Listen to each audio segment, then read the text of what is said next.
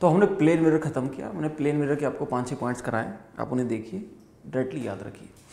अब हम चलते हैं स्फेरिकल मिरर्स। तो second part of reflection is spherical mirrors. अब इसके वही पॉइंट वाइज मैं लिखूंगा और आपको बस यही पॉइंट ध्यान रखने। पहले मैं आपको बता दूं स्फेरिकल मिरर आखिर है क्या है, कैसे बनता है, क्यों इसको स्फेरिकल कहते हैं। Spherical the word came from sphere.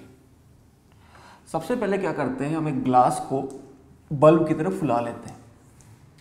जैसे बल्ब बनता है ऐसे एक बड़ा सा ग्लास फुला लेते हैं, बीच में एयर, ये ग्लास, और ये जिस रेडियस तक हम फुलाएंगे this is called as are.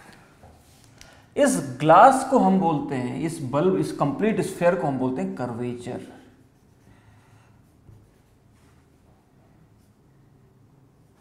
Curvature, इसीलिए आप टर्म यूज करते हो R as radius of curvature, the part of this sphere.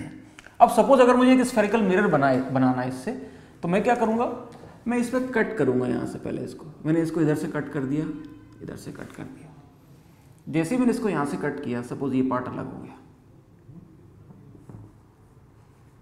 ठीक। अब ये कट करने से क्या इस पार्ट की रेडियस चेंज हो जाएगी क्या? नहीं। आप इसको कितने छोटे टुकड़ों में कर दो, the curvature, the radius of this curvature, this part of complete circle will always be R. Now अगर इस कटे हुए पार्ट में अगर मैं अंदर की तरफ पॉलिश कर दूं, so this mirror from point A to point B is called as spherical mirror। and polish भी दो तरीके से कर सकते हैं। अगर मैं अंदर पॉलिश कर दूं तो रिफ्लेक्टिंग सरफेस बाहर वाला हो जाएगा, यानी दिस बिकम्स कॉन्वेक्स मिरर। और वहीं अगर सपोज अब अगर मैं पॉलिश अंदर करने के बजाय बाहर अगर मैं कर दूं तो रिफ्लेक्टिंग सरफेस अंदर वाला हो जाएगा, and this mirror will be called as, समझ में आ गया होगा, based on the reflecting surface. जहां पॉलिश की वहां रिफ्लेक्शन नहीं होगा, दूसरे वाले सरफेस पे रिफ्लेक्शन होने वाला है, अंदर वाले सरफेस मतलब अपोजिट वाले सरफेस में। सो ये वाला जो बेंट है ऐसा, ये जो बाहर निकला हुआ है रिफ्लेक्टिंग सरफेस, ये बेंट है, दिस इज कॉनकेव मिरर, ठीक। तो पहली बात इसमें हम देखेंगे एपर्चर, पहला टर्म, कि स्फेरिकल मिरर्स का ये टाइप आप लिखवाने की जरूरत नहीं, ये तुम्हें पता है, दो ही टाइप के होते हैं, कॉनकेव एंड कॉन्वेक्स। मैं इसमें काम की बात करता हूं। एक जो टर्म आता है जो बच्चों को कंफ्यूज करता है वो कहलाता है aperture. Aperture of a mirror is called as D. Aperture का मतलब क्या होता है, देखो, एपर्चर का मतलब ये वाली रेडियस नहीं या ये वाला डायमीटर नहीं, this is the diameter of A to P, यानी जितना आपने इसको कट किया, जितनी length, this is called as aperture, D. जितना ये छोटा होगा उतना ही आपका लेंस अच्छा होगा। यानी आपको अगर जितना आप इस एपर्चर को छोटा करोगे, जितना ये कटिंग, अगर मैं इसको और इतना काट दूं तो इसका अपर्चर ये हो जाएगा। This is called as aperture, not radius. जो आपके कैमरे में लगा होता है वो अपर्चर, वो ये बताया जाता है। रेडियस तो उसके हो सकता है कैमरे की लेंस से बहुत बड़ी हो, वो जो आर, क्योंकि वो पार्ट, जिस सर्कल का पार्ट है वो बड़ा हो सकता है, लेकिन वो जितना पार्ट है that is called as aperture. This is physical dimension, ठीक। तो आपको समझ में आ गया होगा अपर्चर। अपर्चर का मतलब ये वाली dimension, perpendicular dimension. It has nothing to do with radius of curvature, it has nothing to do with R, ठीक। सेकंड, अच्छा अगर मैं अपर्चर बढ़ा दूंगा तो क्या होगा? अगर आपने इसका छोटा अपर्चर रखा और एक जगह आपने बड़ा अपर्चर रखा तो ऑब्वियस सी बात है, जितना बड़ा अपर्चर होगा उतना ही आप रेज को कलेक्ट कर सकते हो। जितना बड़ा आप अपर्चर रखोगे उतनी ज्यादा रेज को कलेक्ट कर सकते हो, उतनी ही आपकी इमेज की ब्राइटनेस बढ़ेगी। यानी बेसिकली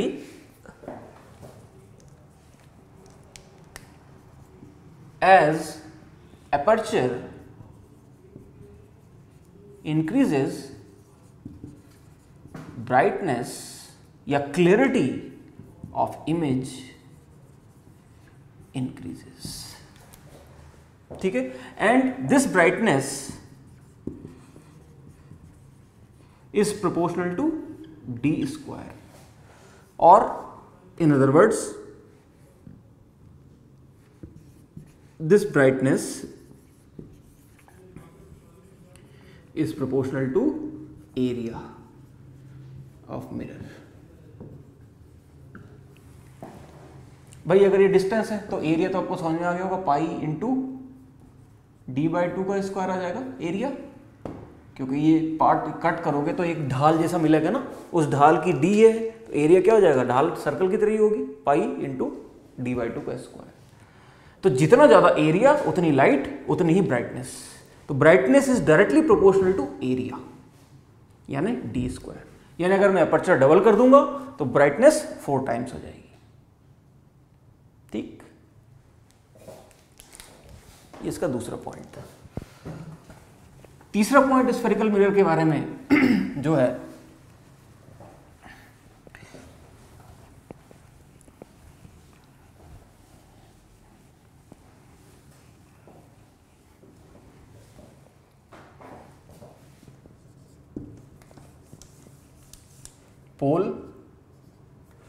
प्रिंसिपल एक्सिस,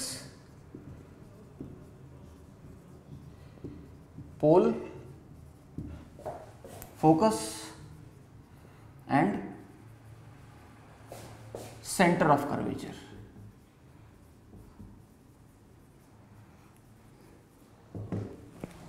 ये basically it's a line and these are 3 points. ठीक, तो साइन कन्वेंशन क्या बोलता है, चलो साइन कन्वेंशन से पहले अगर आपने कोई भी मिरर बनाया तो generally we take the mid point of this mirror as pole and we assign it a coordinate as 0. We say pole is nothing but origin, यानी जो भी मैं मेजरमेंट करूंगा डिस्टेंसेस के, जो भी मैं v निकालूंगा, u निकालूंगा, ऑब्जेक्ट और इमेज के डिस्टेंस मेजर करूंगा। कहां से मेजर करते हैं जनरली, डिस्टेंस ऑफ ऑब्जेक्ट और image is always measured from mirror. और इस मिरर में क्योंकि थोड़ा स्फेरिकल मिरर है, so generally we take mid point of mirror as origin. Now if I draw a line like this, this is called as my principal axis. अब आप बोलोगे sir मैं ऐसी टेढ़ी लाइन बना सकता हूं क्या? नहीं. प्रिंसिपल एक्सिस की ये खासियत है, प्रिंसिपल एक्सिस वो लाइन है जिसमें पोल भी होना चाहिए, जिसमें फोकस भी होना चाहिए और जिसमें सेंटर ऑफ कर्वेचर भी होना चाहिए. And what is the basically इस प्रिंसिपल एक्सिस की क्या खासियत है कि focus, pole and centre of curvature all of three must lie on it. तो वो कौन सी लाइन हुई? ये वाली लाइन. तो ये वाला पॉइंट हो गया मेरा पोल. वो जिस पार्ट का ये सर्कल, जिस कंप्लीट स्फेयर का ये पार्ट था, उस स्फेयर का जो सेंटर है वो हमारा वी सेंटर होगा, इसका भी वही सेंटर होगा, तो वो कहलाएगा C, centre of curvature, P, और इन दोनों के बीच में जो पॉइंट होगा this will be called as F, focus. ठीक. आप देख सकते हो अगर ये ओरिजिन है, ये प्रिंसिपल एक्सिस है, तो मेरे हिसाब से इसके इधर वाली जो मेजरमेंट आएंगे वो पॉजिटिव आएंगे, क्योंकि पोल के राइट तरफ पॉजिटिव होता है, और इस पोल के इधर जो भी मेजरमेंट आएंगे वो नेगेटिव आएंगे. तो ये जो मैंने मिरर बनाया है ये क्लियरली दिख रहा है this is concave in nature, क्योंकि जो रिफ्लेक्टिंग सरफेस है वो बेंट वाली है. तो चाहे मैं पोल का कोऑर्डिनेट तो हमेशा 0 होगा, लेकिन ये फोकस और सेंटर ऑफ कर्वेचर के कोऑर्डिनेट क्या होंगे? Negative and negative. ठीक है. चलिए आगे करते हैं. इन 3 टर्म को बताने के बाद अब हम यूज करेंगे एक और नया term, sign convention.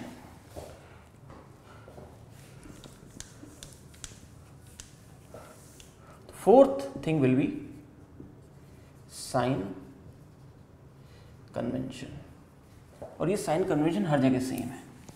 Sign convention क्या बोलता है? सबसे पहली बात, पोल एज ओरिजिन। दूसरी बात,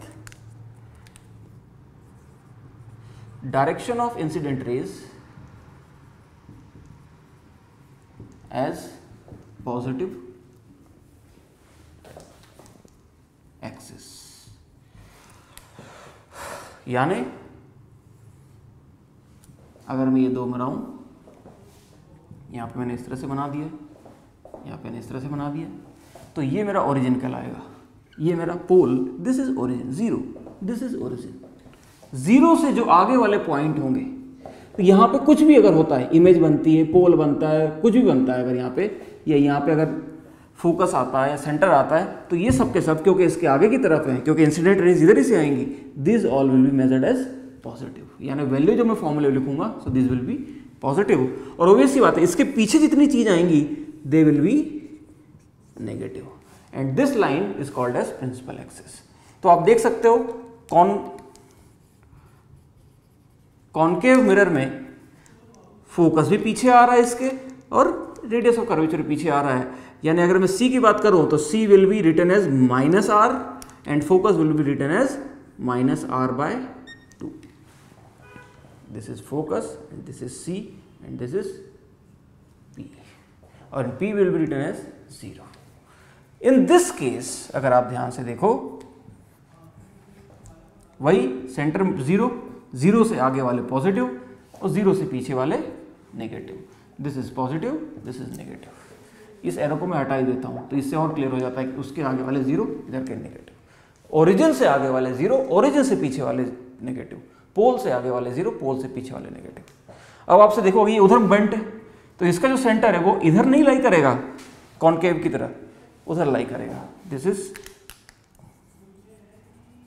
तो क्लियरली ये अगर सेंटर है, ये फोकस है, ये पोल था, इसका कोऑर्डिनेट 0, फोकस का कोऑर्डिनेट +r/2 और सेंटर का कोऑर्डिनेट +r।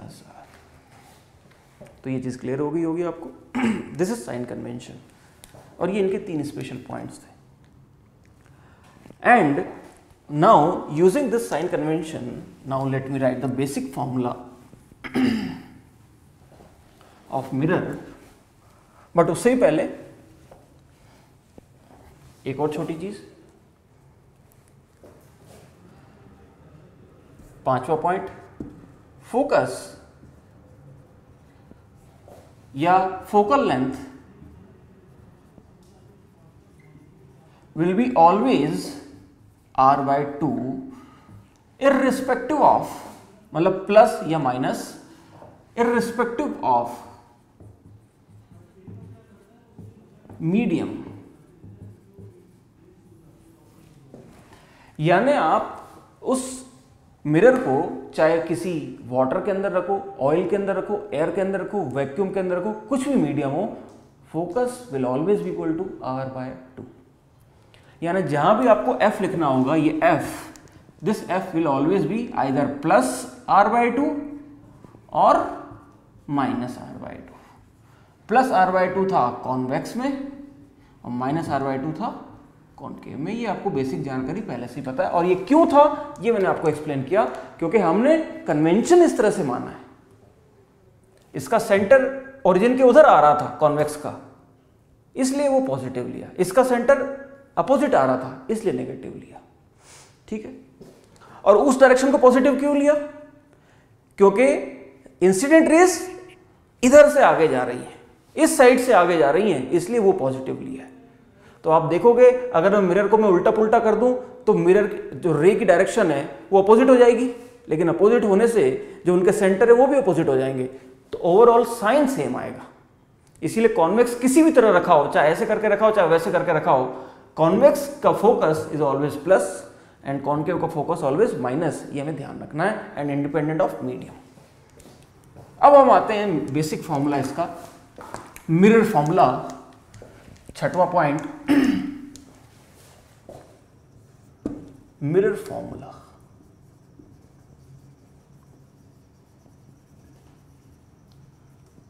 मिरर फॉर्मूला के दो पार्ट्स हैं। पहला part it says 1/v plus 1/u equals to 1/f।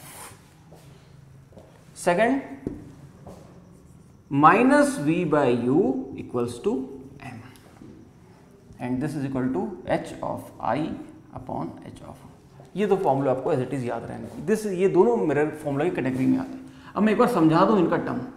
ये v का मतलब क्या है, ये u का मतलब क्या है, ये m का मतलब क्या है, ये hi का मतलब क्या है, ho का मतलब क्या है। और मैं इसको डायग्राम से भी समझाऊंगा। फॉर एग्जाम्पल अगर मैं एक ये मिरर बनाता हूं,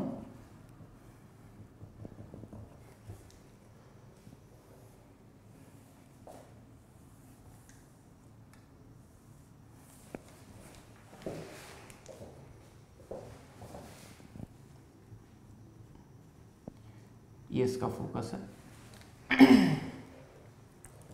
ये सेंटर है और यहां पे एक ऑब्जेक्ट पड़ा हुआ है ओ।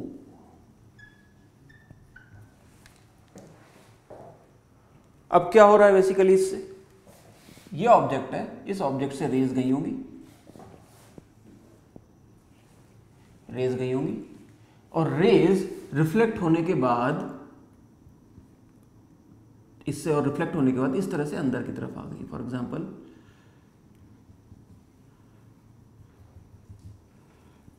और ये इस तरह से। तो जिस पॉइंट पे रिफ्लेक्टेड रेज को कोइंसाइड करती हैं, this is called as I image, O I. तो इन टर्म का मतलब समझना, ये वी का मतलब क्या है। सो वी का मतलब होता है कोऑर्डिनेट, कोऑर्डिनेट या पोजीशन ऑफ व्हाट, इमेज। अब कोऑर्डिनेट देखने के लिए ओरिजिन पता होना चाहिए। यहां पे ओरिजिन क्या है हमें पता है, origin in this case is pole. ये मेरी पॉजिटिव एक्स एक्सिस है, इसके परपेंडिकुलर वाई एक्सिस हो जाएगी, ये 0 है। तो ये जो इमेज का कोऑर्डिनेट है, यानी ओरिजिन से इमेज की जो डिस्टेंस है, this is called as we.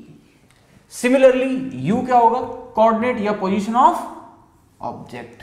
So in this case इस ओरिजिन से, पोल से लेकर के ऑब्जेक्ट तक की जो डिस्टेंस है, ये हो जाएगी u। सिमिलरली ये m है, m क्या है, m is ratio of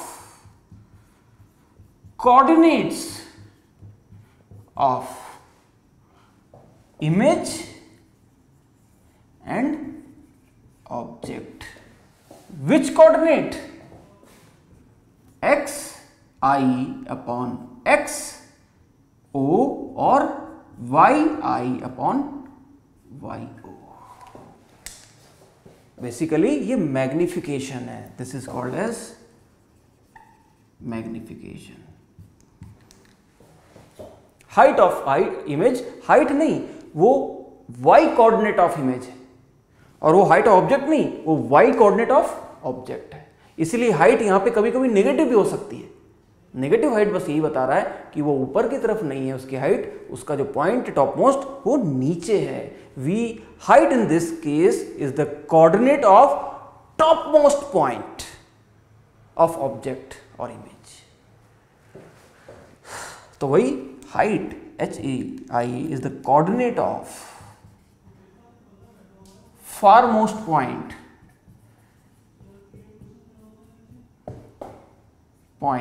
I है तो of image, and this case it will be of object. ये ध्यान रखना। तो ये हमारा साइन कन्वेंशन है, ठीक है। अभी रुक जाओ, मैं इसमें भी फॉर्मूला कराता हूं मैं सारी चीजें।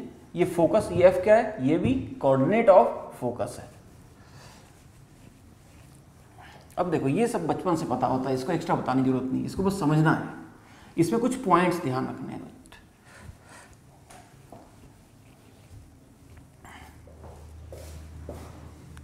सातवां इसमें जो चीज है वो है प्रॉपर्टी ऑफ इमेज।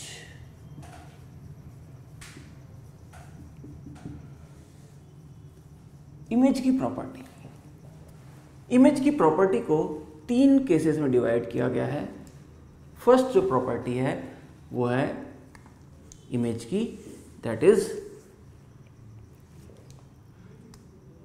enlarged और diminished,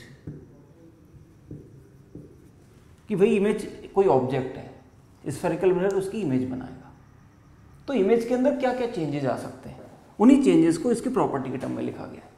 इमेज बड़ी हो सकती है, इमेज छोटी हो सकती है, ये पहली प्रॉपर्टी है। It comes under first nature of image, enlarged, diminished। Second nature of image, बड़ी छोटी हो सकती है, ठीक है, बराबर भी हो सकती है, वो भी इसी के अंदर आ जाएगा, वो अनडिमिनिश्ड कह देंगे उसे। अनडिमिनिश्ड का मतलब इनलार्ज नहीं होता, अनडिमिनिश्ड का मतलब होता है सेम साइज, ये ध्यान रखना। तो हाँ, अब सेकंड जो प्रॉपर्टी है, अब इमेज जो मिरर है वो एक चीज और कर सकता है, वो इमेज उल्टी भी बना सकता है।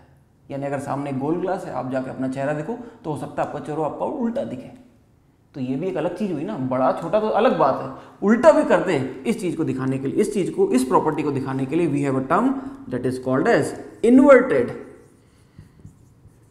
और इरेक्ट। प्लेन मिरर कौन सी इमेज शो करता था? इरेक्ट, उल्टा नहीं करता था, एज इट इज दिखाता था। लेकिन ये मिरर्स उल्टा भी कर सकते हैं, स्फेरिकल। तीसरी जो चीज है, तीसरी जो इमेज की प्रॉपर्टी है वो है रियल और वर्चुअल।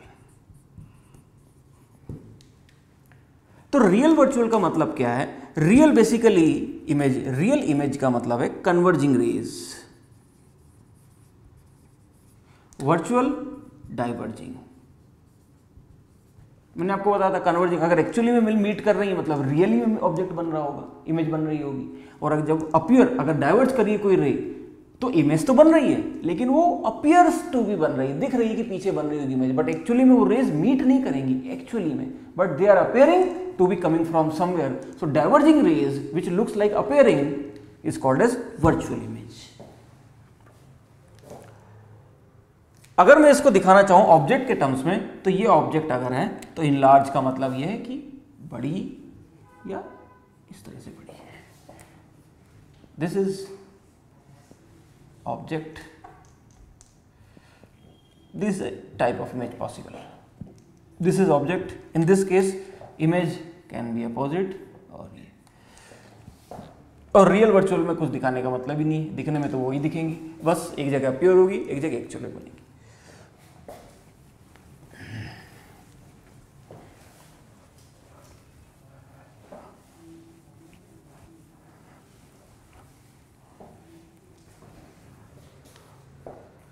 अच्छा, अब इसमें हम कुछ नोट भी देखेंगे, कुछ नोट करके लिखते हैं।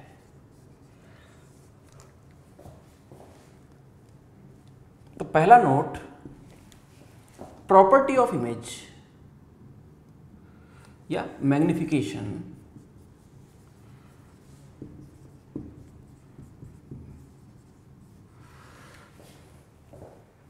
जिसको हम m लिखते हैं। अगर m ग्रेटर देन 0 है, इसका मतलब क्या?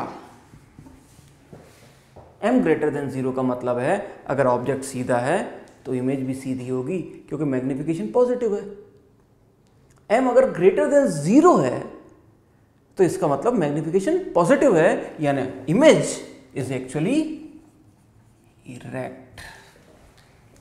याद रखना, m अगर लेस देन 0 है, this implies image is inverted। ये कॉन्सेप्ट क्लियर हुआ? सेकंड, अब हम मैग्नीट्यूड पे चलते हैं इसके, या तो साइन देखा, अब हम उसके मैग्नीट्यूड पे चलते हैं, यानी वैल्यू पे इसकी। साइन कुछ भी हो फर्क नहीं पड़ता, सिर्फ मैग्नीट्यूड। अगर magnitude of m great less than 1 है, लेस देन 1 यानी कितना? हाफ या माइनस हाफ, माइनस हाफ या प्लस हाफ, साइन से फर्क नहीं पड़ता, मैग्नीट्यूड इज हाफ। तो जब मैग्नीट्यूड 1 से कम है तो क्लियरली दिख रहा है मैग्निफिकेशन आधा है, इसका मतलब क्या होगी? इमेज छोटी होगी। हमेशा इमेज के रिस्पेक्ट में डिफाइन करते हैं कि ऑब्जेक्ट के रिस्पेक्ट में इमेज कितनी है। तो यहां से क्या आया? m is less than 1 implies image is छोटी। इसको फिजिक्स में अच्छे नाम दिया गया है, हमने कहा डिमिनिश्ड।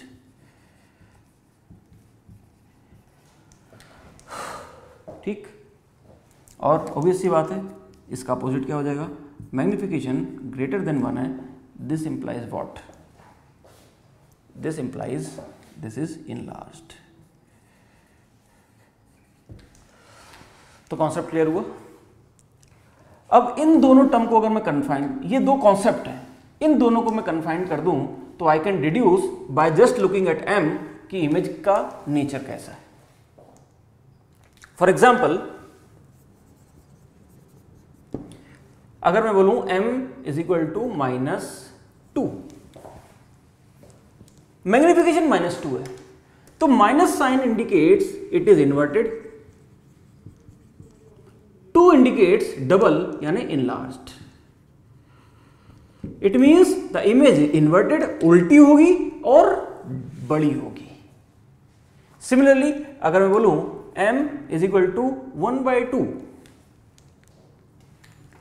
तो यहां पे कोई साइन नहीं है, मतलब वो प्लस साइन है, this sign indicates it is erect, सीधी है, एंड हाफ मतलब इट इज डिमिनिश्ड है। तो ये कॉन्सेप्ट क्लियर हुआ। तो दो प्रॉपर्टी है, तो हम मैग्निफिकेशन को डायरेक्टली देख के ही बता सकते हैं। बची तीसरी प्रॉपर्टी, रियल या वर्चुअल। तो उसके लिए मैं आपको एक स्टेटमेंट लिखवा रहा हूं जो इसके बाद आएगा नोट नंबर 2 में। वो स्टेटमेंट इतना काम का है कि वो ट्रू है लेंस के लिए भी, यानी रिफ्रैक्शन के लिए भी और रिफ्लेक्शन के लिए भी, और वो रीजन उसका सिंपल प्योर ज्योमेट्री है, लेकिन स्टेटमेंट बहुत तगड़ा है, याद रखना। यानी रियल वर्चुअल डिफाइन करने के लिए एक छोटा सा ऑब्जर्वेशन ही काफ़ी है। वो ऑब्जर्वेशन ये है नोट नंबर 2 में,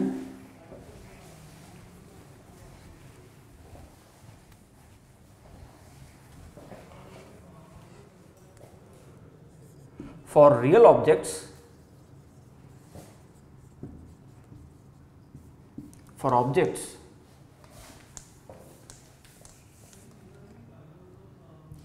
जनरली ऑब्जेक्ट हम रियली मानेंगे इफ, याद रखें आप, if image is erect,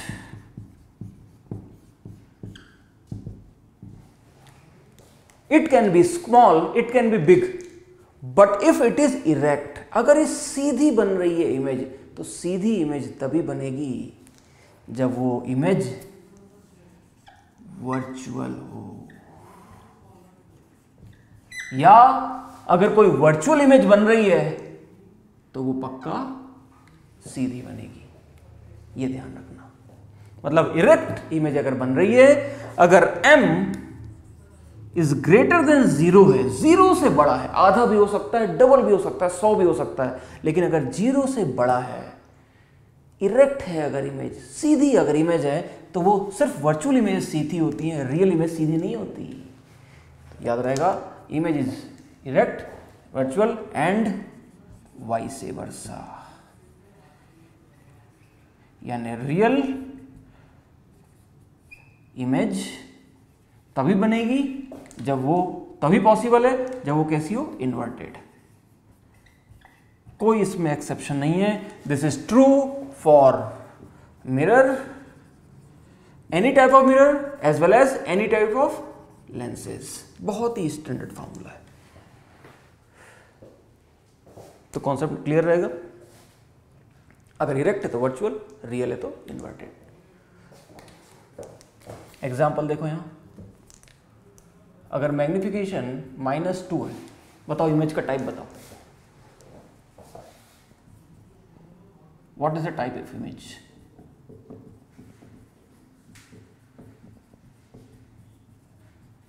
formed. कैसी इमेज बनेगी? टाइप का मतलब इमेज के 3 नेचर, बड़ी छोटी, सीधी उल्टी या रियल वर्चुअल। मैग्निफिकेशन को देख के बता दोगे। पहला क्या आप देखोगे, इसका sign, negative sign implies inverted, magnitude implies क्योंकि 1 से बड़ा है इट इज इनलार्ज्ड, और इन्वर्टेड होगा तो पक्का रियल होगा। तो real, inverted, enlarged, this is the type of image. Similarly अगर मैं दे दूं m इक्वल टू हाफ, -½ चलो माइनस नहीं, इसको 1 लिख लो। तो 1 को क्या बोलेंगे हम? 1 का मतलब साइन पॉजिटिव, अनडिमिनिश्ड, प्लस का मतलब इरेक्ट, और इरेक्ट का मतलब वर्चुअल। तो इमेज को मैं क्या बोलूंगा? Virtual erect undiminished. ऐसे ही एक और एग्जांपल, m की वैल्यू अगर बोल दे -1/3, तो वैल्यू देख के आइडेंटिफाई कर लूंगा। नेगेटिव साइन मतलब उल्टी, इन्वर्टेड, इन्वर्टेड तो रियल, रियल इमेज हमेशा उल्टी बनती है, रियल उल्टी बनती है। तो इन्वर्ट यानी नहीं माइनस साइन, इन्वर्टेड तो रियल, और मैग्नीट्यूड को 1 से कम है इसलिए डिमिनिश्ड। तो real, inverted and diminished image. तो मैग्निफिकेशन m को देख के डायरेक्टली हम बता सकते हैं इमेज कैसी बन रही हो, चाहे कुछ भी हो, चाहे लेंस हो, चाहे वो, वही m की डेफिनेशन तो वही है ना सबके लिए, m की डेफिनेशन में थोड़ी कोई चेंज आ रहा है। तो ये हम ध्यान रखेंगे। ये हमारा नोट नंबर 2 था।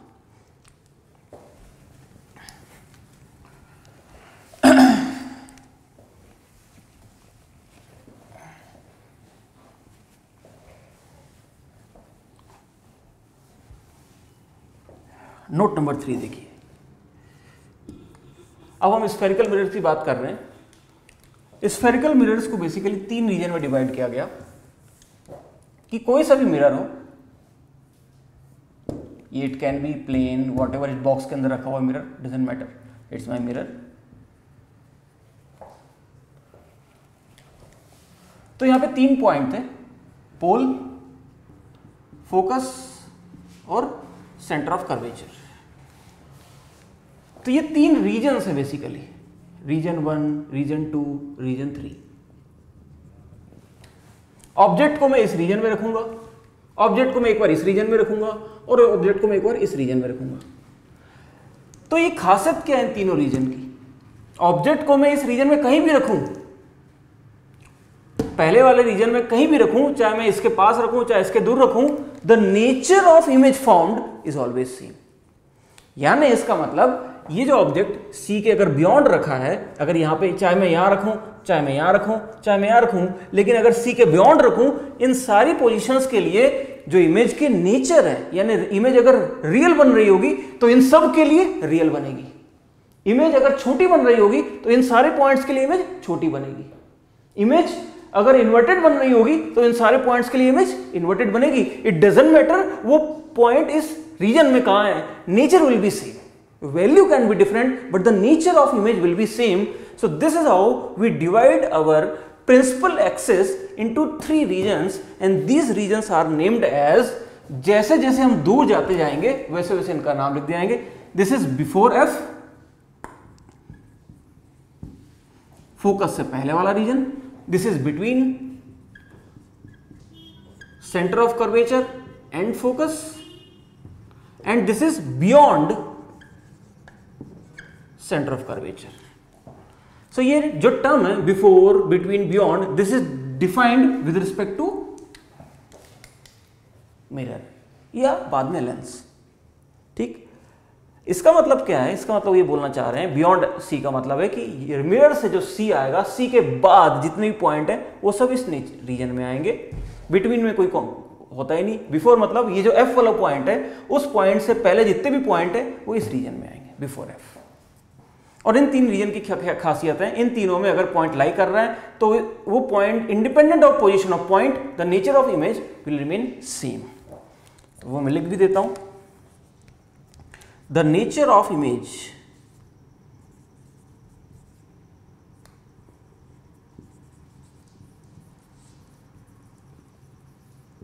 will not change if the position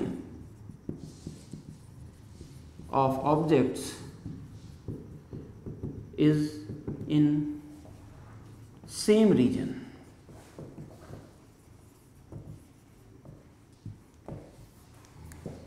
लेकिन जैसे आप ट्रांजिशन लोगे एक रीजन से दूसरे रीजन में तो उनका नेचर में चेंज आ जाएगा। सो बेसिकली यहां पे खुशी की बात यह है, यहां पे 2 ही चेंज आते हैं, 2 जगह ट्रांजिशन हमें ध्यान रखना है। पहला ट्रांजिशन जब ये फोकस को क्रॉस करेगा तब क्या होगा, दूसरा ट्रांजिशन जब ये सेंटर को क्रॉस करेगा तब क्या होगा। इन दोनों ट्रांजिशन से फर्क क्या पड़ रहा है? कि ऑब्जेक्ट को मैं जैसे जैसे पोल से दूर ले आ रहा हूं, जैसे ही मैंने फोकस को क्रॉस किया तो कौन सा नेचर चेंज होगा, यहां पे क्या नेचर है, उसके बाद इसको क्रॉस करने से कौन सा चेंज होगा, और फिर से इसको क्रॉस करने से कौन सा चेंज होगा। इस तरह से मैं, अगर मुझे कॉन्सेप्ट याद हो गया तो मैं मेरे ऑब्जेक्ट यहां पे कहीं भी रखा हो, मैं याद करके बता सकता हूं कि वो कैसा, मतलब उसका नेचर कैसा होगा उसकी इमेज का, बिना सॉल्व किए। जैसे आपसे एग्जाम में आ गया, if object is placed between focus and centre then find the nature of image. तो अब आप कैसे करोगे इसको, ये तो डायरेक्टली या तो आप याद करो उस टेबल को, ये जो मैं आपको कॉन्सेप्ट बता रहा हूँ आप इसको 3 रीजन में डिवाइड कर लो सिंपली। 3 नेचर हैं ये, और ये नेचर तभी चेंज होंगे जब आप जब आप एक रीजन से दूसरे रीजन में क्रॉस करोगे। क्रॉसिंग पॉइंट कौन से हैं, एक तो फोकस है क्रॉसिंग पॉइंट, दूसरा सी। तो पहले वाले का याद रखो भाई, यहां से यहां तक कैसी इमेज बनेगी वो याद रखो, और उसके बाद ये याद रखो कि क्या चेंज होगा पहले में, और ये याद रखो क्या चेंज होगा दूसरे में। बस वही हमारा नोट नंबर 4 और 5 है। इसके आगे एक चीज और मैं लिख देता हूं, it will change only when